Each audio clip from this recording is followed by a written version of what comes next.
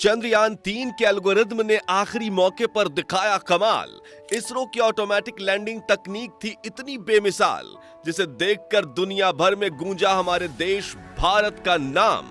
Vikram lander के सामने fail हुए नासा, रूस और चीन के महंगे अंतरिक्ष यान।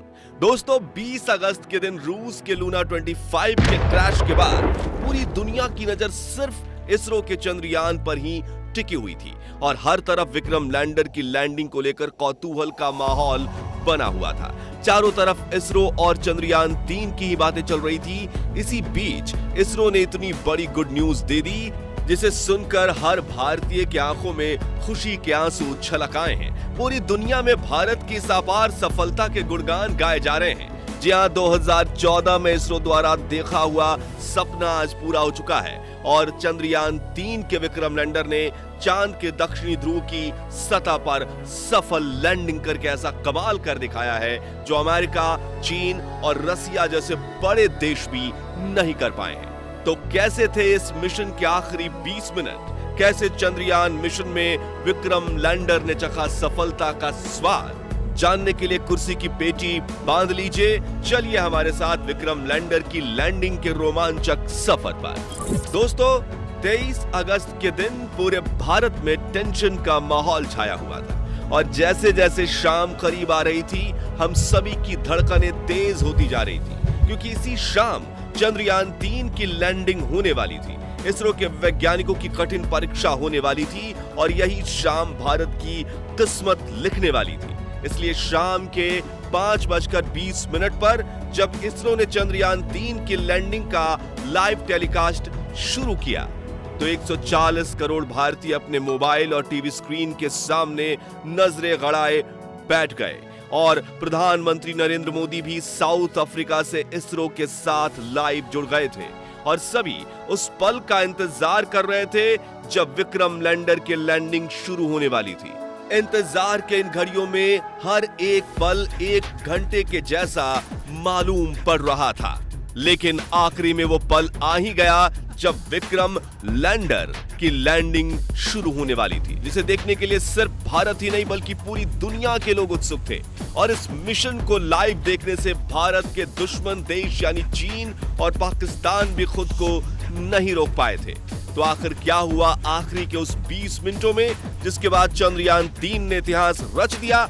जानने के लिए चलिए चलते हैं विक्रम के साथ मून लैंडिंग के इस रोमांचक सफर पर। तो शाम के करीब 5:44 पर चंद्रयान-3 अपनी कक्षा में लैंडिंग की तैयारी करते हुए 6048 किलोमीटर प्रति घंटे की रफ्तार से दहाड़ते हुए आगे बढ़ रहा था। तभी इसरो के मिशन ऑपरेशन कॉम्प्लेक्स में बैठे चीफ एस सोमनाथ ने आखिरी बटन दबाया और इसके ALS यानी ऑटोमेटिक लैंडिंग सीक्वेंसेस को एक्टिवेट कर दिया।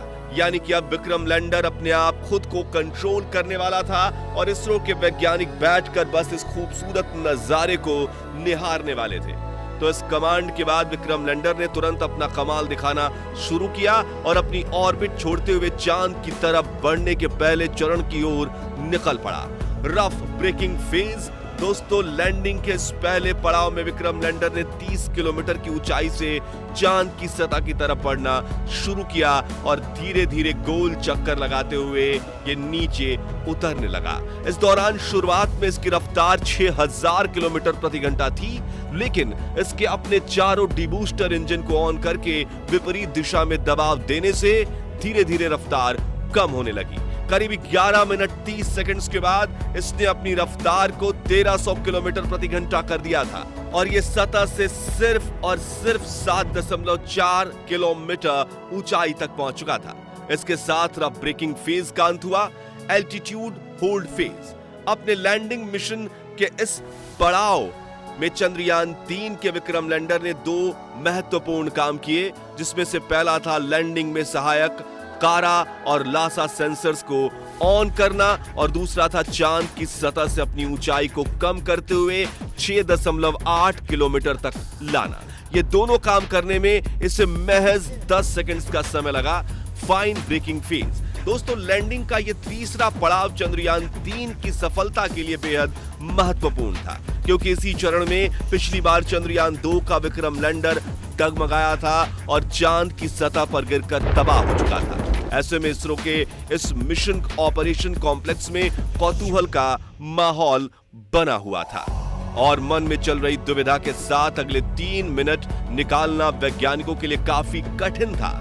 इसलिए लाइव टेलीकास्ट में भी सन्नाटा छाया हुआ था। लेकिन आपको यह जानकर खुशी होगी कि चंद्रयान 3 ने इस पड़ाव को चुटकियों में पार किया। जी हां, इस पड़ाव में चंद्रयान 3 के विक्रम लैंडर ने न सिर्फ अपनी पोजीशन को हॉरिजॉन्टल से वर्टिकल किया, बल्कि ऊंचाई को भी 6.7 किलोमीटर से 800 मीटर तक कर दिया। और इस पड़ाव के अंत में विक्रम लैंडर की वेलोसिटी यानी रफ्तार 0 हो चुकी थी। मानो ऐसे कि वो चांद की सतह के ऊपर बाहुबली की तरह सीना ताने स्थिर खड़ा हो। इस तरह 3 मिनट में फाइन ब्रेकिंग फेज पूरा हुआ और अगले 20 से 22 सेकंड्स इसी स्थिति में खड़े रहने के बाद इसने चांद की तरफ जाने के लिए अपना आखिरी पड़ाव में एंट्री ले ली। वर्टिकल डिसेंट 800 मीटर की ऊंचाई पर शुरू हुआ यह पड़ाव अब चांद की सतह को छूकर विजय पाने पर पूरा होने वाला था, जिसके लिए पूरे भारत में उत्सुकता का माहौल बना हुआ था। हर तरफ चंद्रयान 3 की सफलता के लिए प्रार्थना की जा रही थी। मिशन के इसी चरण में विक्रम लैंडर धीरे धीरे आगे बढ़ ये जवानी है दीवानी, हाँ मेरी रानी। रुक जाओ रानी, देख जरा पीछे मुड़ के।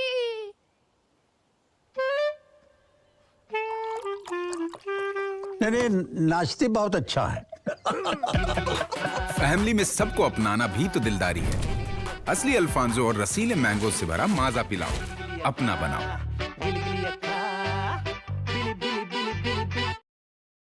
मेरे बेटे अल्बर्ट ने जिंदगी खुलकर जी, कोई रिग्रेट नहीं रखी। हाँ, एक रिग्रेट थी कि उसके बाल जल्दी चले गए। अंकल, क्या अल्बर्ट को पता नहीं था कि pH 5.5 मैटर्स? बोला था, सुना नहीं। Sebamed anti-hair loss shampoo with pH 5.5. pH matters. आगे बढ़ते हुए सतह से 150 मीटर की ऊंचाई पर पहुंचा और इसने अपने 4 में से 2 इंजन बंद कर दिए। इस दौरान इसकी रफ्तार फिर से 0 हो चुकी थी और ये फिर से 22 सेकंड्स के लिए चांद के पतले वातावरण में होवर करने लगा, यानी तैरने लगा।